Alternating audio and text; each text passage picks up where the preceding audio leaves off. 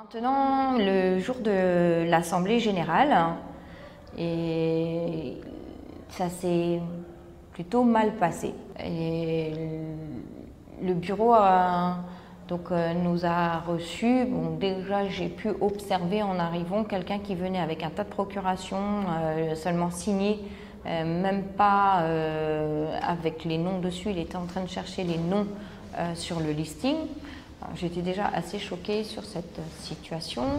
Et puis ensuite, donc, quand l'Assemblée générale a commencé, le bureau, le président a commencé à parler et il nous a dit que il y avait, toutes les décisions étaient prises de manière collégiale. Quelques jours après le renvoi des enfants, j'avais eu au téléphone la directrice de l'école primaire, Madame Sacco, pour tout à fait autre chose. Et je lui ai parlé de cette situation. Elle m'avait répondu qu'elle n'en était pas informée. Donc j'étais étonnée à l'Assemblée générale d'entendre que les décisions étaient prises de manière collégiale, puisqu'il faut savoir que dans l'établissement, il y a un conseil d'administration et dans ce conseil d'administration font partie la directrice de l'école et la proviseur. Donc a priori, normalement, ils auraient dû être informés si c'était des prises de décision collégiales. Donc dès le début de l'Assemblée générale, j'ai posé la question à savoir qu'est-ce que M. Sangaré, le président, entendait par le mot collégial. Et j'ai voulu faire part d'un courrier que j'ai adressé aux autorités de l'ambassade qui sont concernées par l'école, ainsi que le directeur aux affaires financières de l'école, la proviseure, le bureau de l'appel, enfin toute personne qui me semblait être concernée, les conseillers consulaires, etc., toute personne qui me semblait concernée par cette situation. Le bureau dans l'Assemblée générale a refusé que je poursuive mon intervention et que nous parlions de cette situation. C'est alors que l'Assemblée, les parents d'élèves qui étaient là se sont un peu fâchés pour dire de me laisser continuer. Alors j'ai été insultée par le président de l'association de parents d'élèves, j'ai été insultée par d'autres membres du bureau et nous avons quand même continué, nous avons laissé le bureau continuer puisqu'il avait décidé que ça ne faisait pas partie de l'ordre du jour de cette manière-là de les interrompre, qu'eux allaient parler d'une seule traite et qu'ensuite nous poserions des questions. Est venu le moment de poser les questions. Nous avons donc posé les questions et moi je suis revenue sur ces questions, notamment celle de l'expulsion des enfants, mais pas seulement. Quelques jours avant l'Assemblée générale, nous a été envoyée une plaquette de présentation du bureau, des grandes réalisations du bureau.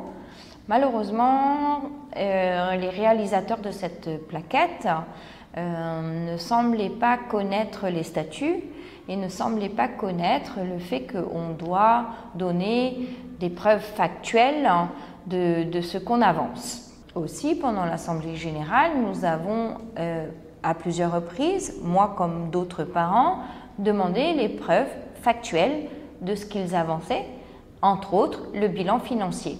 Nous voulions connaître la situation financière de l'établissement, les dépenses qui avaient été faites par l'établissement, l'état de la caisse et nous exigions des comptes certifiés puisque c'est une exigence du fonctionnement de l'école de fournir des comptes certifiés. À savoir que normalement, le fonctionnement de notre association de parents d'élèves exige que nous ayons 3 assemblées générales ordinaires durant l'année, une en fin d'année pour nous présenter le bilan de l'association, une dans les 8 premières semaines qui succèdent la rentrée pour renouveler le bureau et une autre assemblée en décembre pour pouvoir valider le budget prévisionnel qui aura été fait par le bureau élu. Et malheureusement, en fait, l'année dernière déjà, nous n'avons pas eu d'assemblée générale. Elle a été annulée au dernier moment. Donc ça, c'était l'assemblée générale qui devait voter pour le bureau.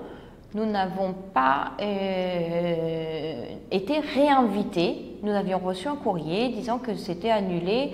Je ne sais plus pour quelle raison exactement, mais ça avait été annulé et qu'on allait être reconvoqué rapidement pour une autre assemblée générale. Ça n'a pas eu lieu. Donc ce bureau n'est pas élu en fait. Enfin, il est élu depuis en fait des années, mais le mandat a expiré.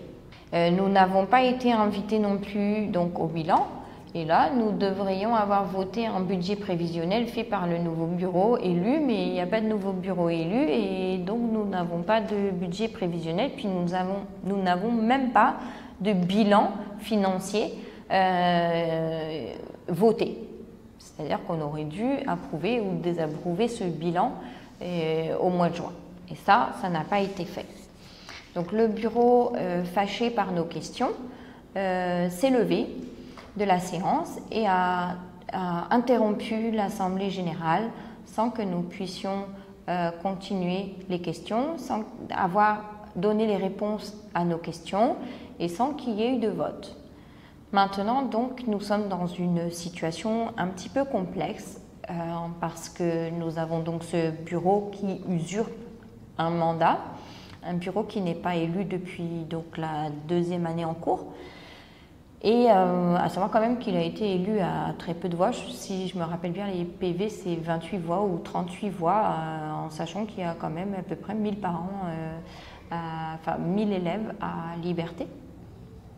Et donc, ce bureau est là, visiblement n'entend pas sortir de leur mandat, n'entend pas rendre de compte à l'ensemble des parents d'élèves. Et donc nous avons décidé, suite à cette assemblée générale, de nous réunir quelques jours plus tard.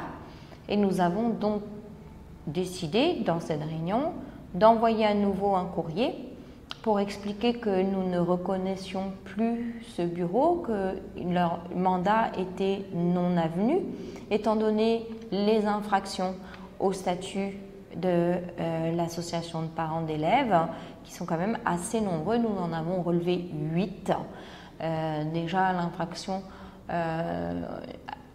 à l'article 2 qui atteint la moralité des enfants, mais aussi le fait qu'ils n'aient pas présenté de bilan, le fait qu'ils ne tiennent pas les assemblées générales ordinaires, le fait qu'ils ne soient pas élus. Il y a beaucoup de manquements au statut.